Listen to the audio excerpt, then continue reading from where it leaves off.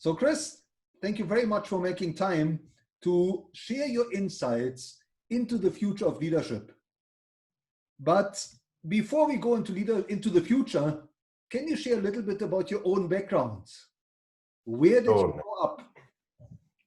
Okay, well, I was born in the UK as a young, as a baby in a little town called Beaconsfield in Buckinghamshire, but came out to South Africa when I was 12. And my father was a civil engineer and came out to manage a big project. So my early years were growing up in the UK in the late 50s, early 60s.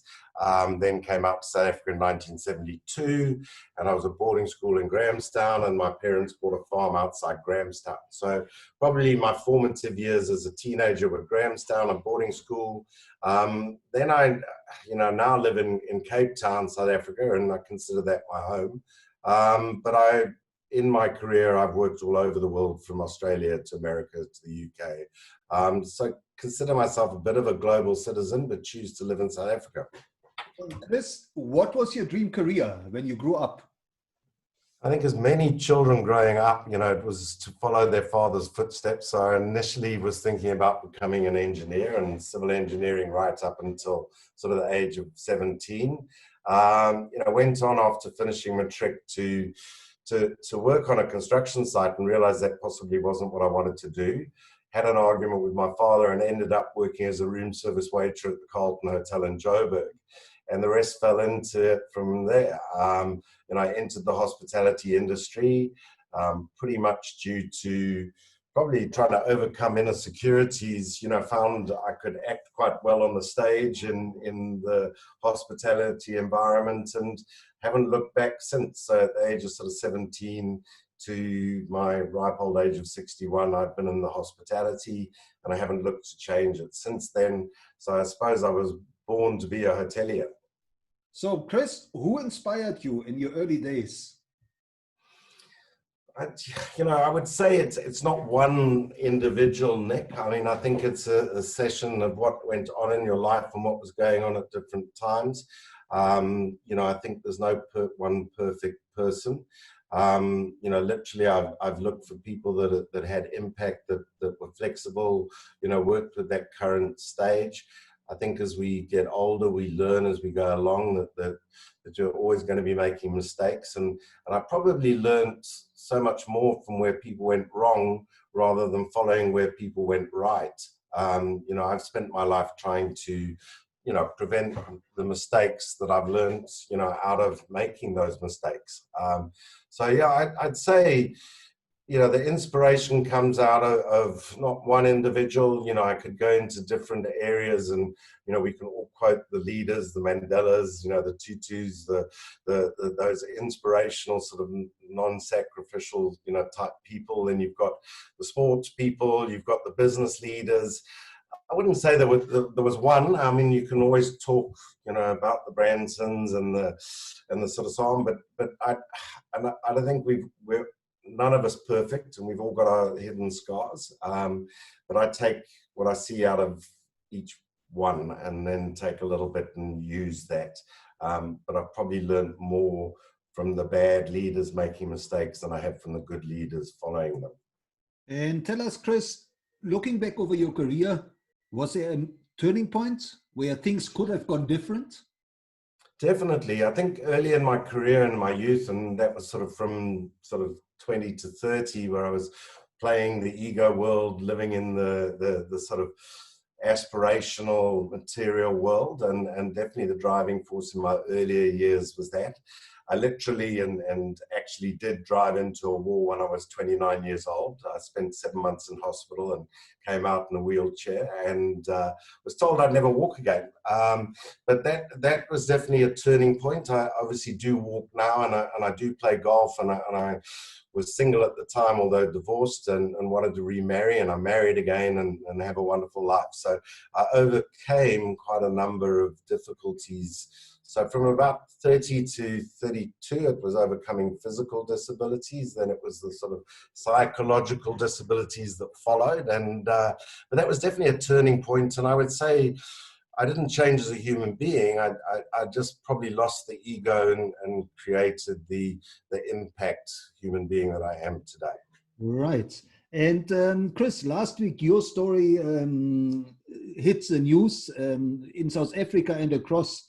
And when I shared it on LinkedIn, how you basically uh, reinvented. Today you're the GM of the Peninsula Hotel in Cape Town, Sea Point. And I believe you and your staff got together and came up with fresh ideas how to turn this adversity, this lockdown adversity, into advantage. Can you tell us a little bit more about how it came about? Absolutely, Nick. I mean, I think, you know, nothing is done on your own when you're a leader of people, and you have to involve and guide your team in the right direction. And you know, as we entered sort of COVID-19 and the era of lockdown, you know, it was quite obvious that we weren't going to have any income coming in, and our industry was going to shift. And immediately I started to think about my team and how do I keep them employed? You know, how do we keep the business running? How do we keep it sustainable? So looked at the business plan as all leaders do, and we have to manage the finances and rebudgeted and redrafted and looked at my business without income coming in, and how would I sustain basically the people that I developed over the last 16 years of being here, and that is an investment I was not prepared to lose. So it was never my intent to close the doors and save money by laying off staff and that kind of thing, you know. So we have a fairly large capital maintenance program. As soon as the hard lockdown ended, we went into a sort of a maintenance short track period and asked my team whether they would move from being guest relations officers and receptionists and become maintenance people, painters, fixers. You know, we all do that at home, and just out of the willingness for everybody just to jump on board, I realized that they were going into a new era of flexibility, whereas sort of your negotiations is you know, I don't want somebody else to do my job, and in this era of COVID, I saw an increased, you know, ability, maybe driven out of fear, but I need to keep my job and where it is that we go.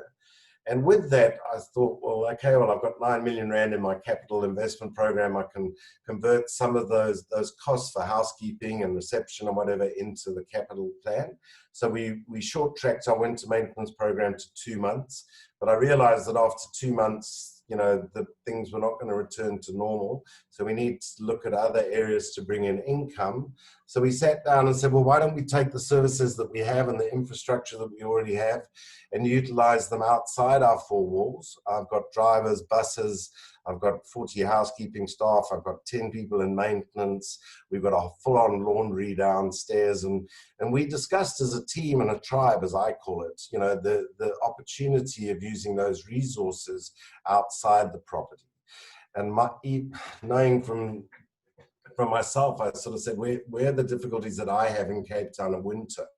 And one of those was doing large laundry, you know, your sheets, your towels, you know, that you're operating from home and you're trying to keep that environment comfortable. And the last thing you want is your duvet hanging over the settee, you know. So we've got large washing and laundry facilities. And I thought, well, let's take that service out to the apartment blocks. You know, then in thinking that, we thought, well, if we can do people's laundry, why can't we clean their rooms and their apartments and sort of so on? And then that led to, well, obviously people are looking for deep cleaning services. You know, so if I got the right PPE, got the right equipment, you know, we could desanitize people's apartments. So yeah, so then we came up with the, you know, clean your apartments in and around the peninsula. You know, then well, what are we going to do with maintenance? Well, we can do the handyman, and there's a lot of single people in and around that are working hard, and they don't, you know, they earn money elsewhere, and they don't want to waste their time fixing, you know, little bitty things. So we took the handyman service, and I then said to each area, let's look at these as businesses within a business, and any additional income that we make once you get rid of your fixed costs, you know, your costs, your chemicals and the petrol to put in the van, I've got to carry those other costs anyway. So let's use that revenue and offset it against the big cost of salaries and wages. And I said, this is your business, you've got to put it together. So we started businesses within a business, and, you know, got everybody's buy-in over that period of maintenance. And come the end of July, we set the story out to get the clients coming in. And that's when we spread the news, you know, of our businesses within a business. And you read the story. It's about job security. It's about thinking out of the box. It's about using your resources and doing something differently. I don't have many guests at the moment, so yes, it's not detracting on my core business. And 100%, it'll also keep my staff involved, operating, understanding the COVID protocols, because I think the hardest thing in bringing people back to work was the new norm. You know, what are the operating, how do we work together?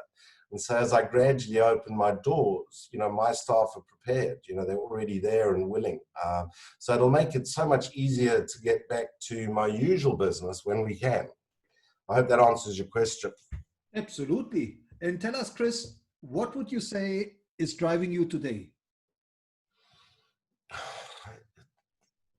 For me personally, I think we all have an inner child. As I grow up, you know, and the last thing I want to be is ego-driven, but I think the intent for me is to make a difference, and through that to be recognized. I think we all look at the recognition that we get as a human being. Money doesn't drive me after having had the accident. Every day I have is a positive. So, you know, it's not so much longevity. It's really the driving force behind me is creating a positive impact. And that feeds the inner child, which I think we all have. And if we're all honest, you know, that is what keeps us going. And that's of having a wonderful family and wanting to keep them sustained and in a lifestyle we're accustomed. So, you know, obviously those are all driving things, but it's definitely not ego. You know, it's about doing the right thing. And I think some of the questions you're going to come into later about styles and authenticity and impact and those kind of things. So yeah, that's what drives me. And Chris, looking into the future, and I know it's a big question, but what does the future of leadership mean to you? It's all impact, Nick. You know, how can I improve? How can I make it better? How can I involve the people? I think it's about the universe and sustainability. I think we've got to look into the different generations. You know, everybody's coming from a different platform, different base, different. So we can't treat each and every single person as the same. We have to learn to be flexible, agile. But for me, it's not about managing bottom line. It's about shifting intent and being authentic and being ethical. And I think that really where we got to go forward is looking at more about how the impact our businesses have on not only our employees and our customer, but on the globe. So much more aware of, you know, we need to be so aware of what's going on, the plastics, what happens, you know, in our seas, what happens to the weather, the global warming, you know, what is inspiring the youth, technology, you know, there's so many more different things, and we just need to be open to everything. And yeah, leaders need to be flexible. They need to be open-minded. They have to be aware of their environment, but it's certainly no longer just about money. It's about making a difference and you know, values and authenticity and ethics. And Chris, looking back over your own journey, your own leadership journey, what would you say is most important for building future leaders? I think it's learning from your mistakes and being open to shift and change. Use technology and the resources that you have today to make it easier. You know, we definitely, you know, have a philosophy here of maintaining touch with humanity, but using technology to take away the bureaucracy, but improve the human touch. So you'll never get away totally, you know, from this desire for humans to connect as a tribe and to live within a community. And I think that's really important that we keep in touch with that. But use technology where it can assist us, you know, with robotics, with everything that we've got now at our fingertips. You know, this whole, I was having a discussion yesterday with some business leaders around the world on how it's going to impact our visitor and what it is they're going to be looking for, and how do we play the COVID passport? You know, how do we get our temperatures to, how do we make it easy for the guests to check in? And then, so for me, we really, you know, the lessons that I've learned is not treating the negativity as an issue, but as actually encouragement to shift and change. So that's what I would inspire to others, other future leaders, from what I've learned going through. Look, you're going to make mistakes, move on, shift quickly. Those that can move fast, agility is the name of the game. Absolutely. And Chris, when you speak to aspiring leaders, what is it you tell them about social media? How should they navigate social media to build their own leadership brand? Okay, social media is a necessity and an evil, you know, that we can't really control. I think as long as you have the right intent in whatever it is that you do, so it's my actions that create the following. So I think, you know, what's picked up, or whether it be on LinkedIn of an interview of what we're doing now, but it's the story. If your story is not genuine, if it doesn't have the right, you know, intent, unfortunately, you know, we tend to follow negativity.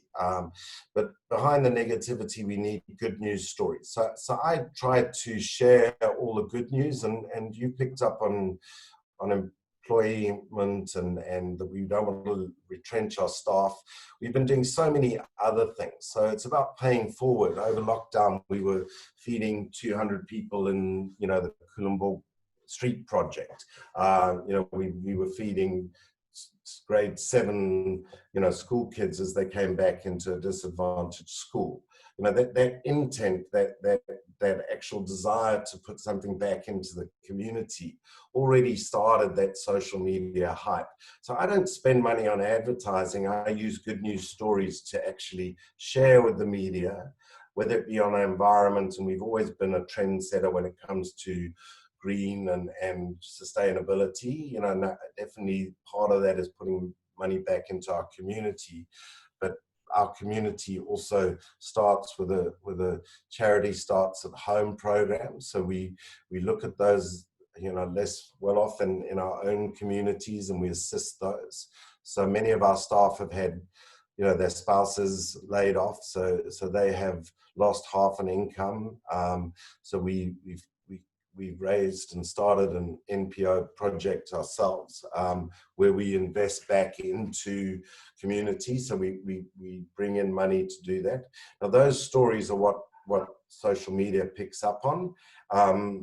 You know, it's not the, you know, the rap stars or the, you know, the media hype, you know, of that kind of sensationalism.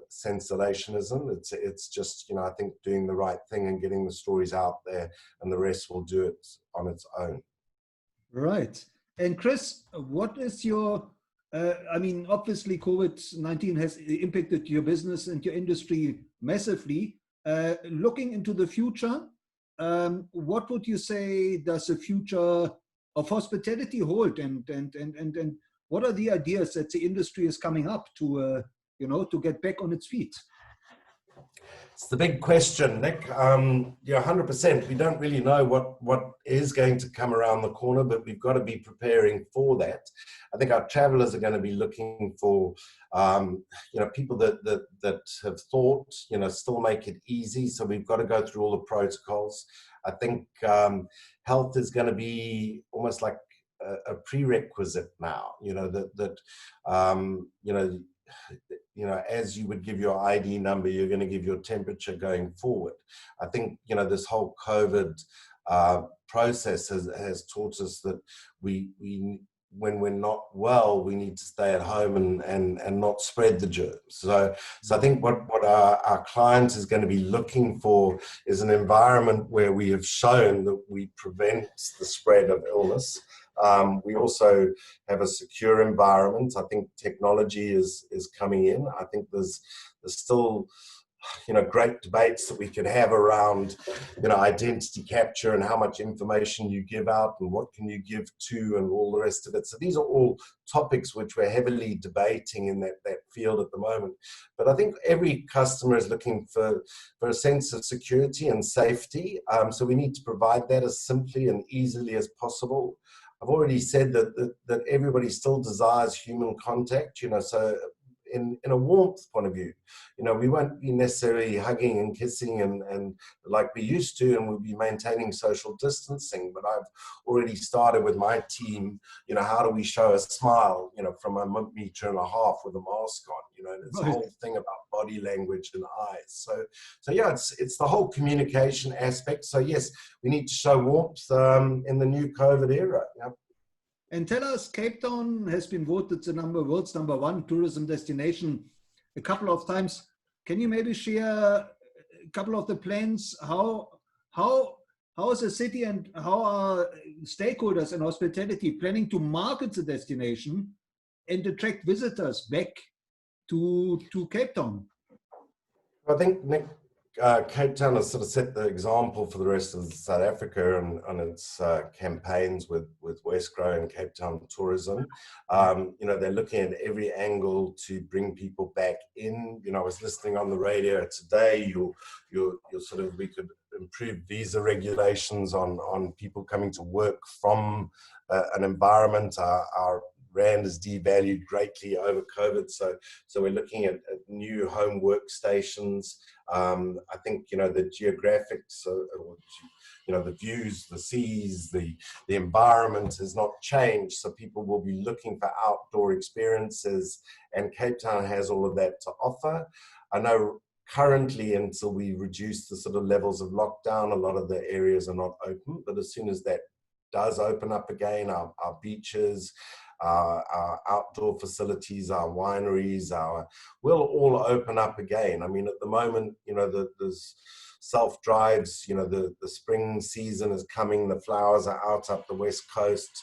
So definitely, as soon as people are allowed to travel, and the desire is, for people to want to get back in and move, and even though it be local tourism initially, the surveys have been done that people are willing to do that.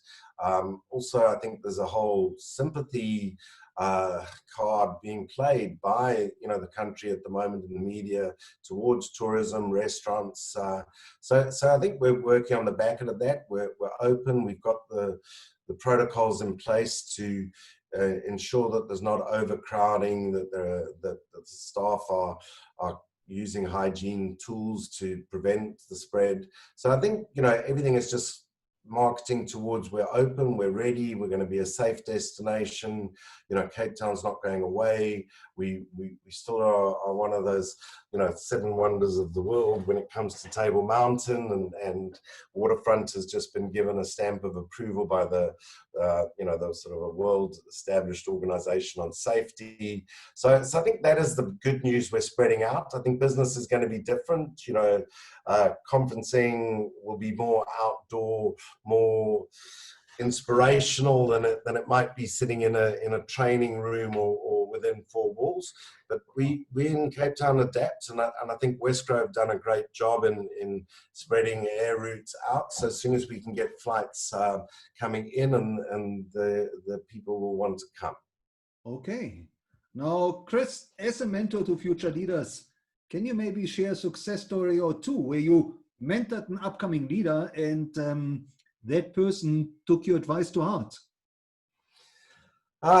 Boy, there have been many, and they're all different. And what is the success? And sometimes success isn't always about position and money. One that springs to mind is a young guy called Dane Marrison, who came from a very difficult background where he'd lost his mother fairly young, and his father had remarried, and he had a brother, and there was a lot of anger going on. And this young man, was taking on the responsibilities almost like a parenthood to his brother, and he was lost, but he was a free spirit. And, I could see that in him, and what was coming out was the anger. And so a lot of people thought of him as being disruptive and possibly unruly and taking on board excuses and sort of so on. So, I mentored, Dane and realized, what he could become in the spirit. And he's now sort of 35, a leader in our industry. Whereas everybody thought he was a lost soul, I think he still just gives back. He inspires me as a young man today. I think is not always look at the individuals that are damaged and they're not repairable. A lot of the frustration and the damage comes just from a lot of guidance. But I also don't mentor for ego. I think it's about showing impact today. And so I'm not chasing the money goal or the dream or the material possession. I'm chasing people and giving them the desire to make a difference. So yeah, Dane was one that springs to mind, but mentoring is something I've done for many years. I've won awards on it, and I think it's giving back.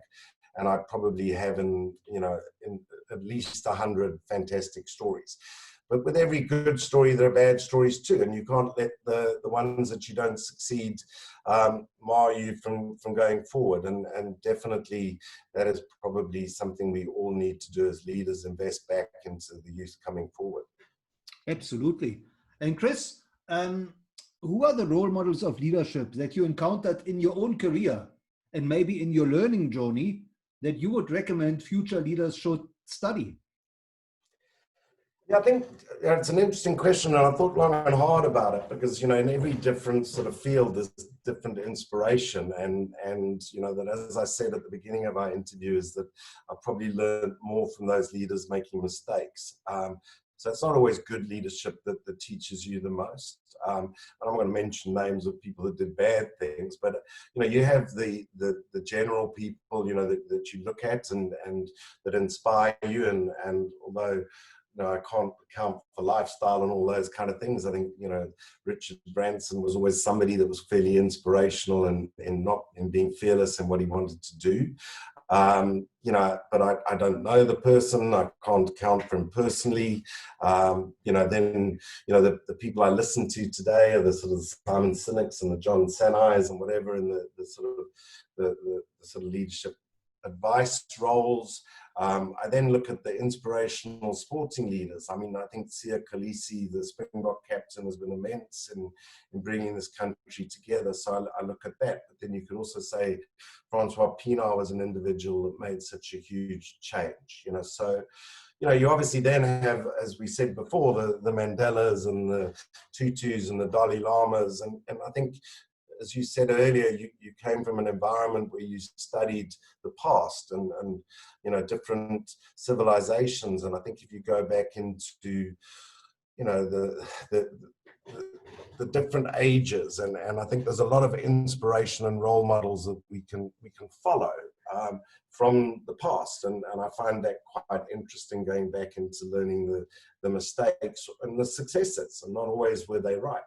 You studied Shaka Zulu. Well, was he a nice man? No, probably not. But boy, did he inspire. He certainly did. And I can't even account for Shaka Zulu. I mean, he might have been a wonderful man, but he was. Life was not valued to the same extent. You studied, I think, Roman history and that kind of thing. I mean, was Caesar a pleasant person? Probably not, but he certainly had impact. But I would like to believe that our future leaders are going to be more concerned about humanity as well. But yeah, those are just a few of things that would inspire me in leadership. So it's more following success of where people have succeeded and harness that little bit, but not necessarily using everything. I definitely want to remove fear out of any leadership model. I think, if you can get rid of that, it's the biggest restrictor.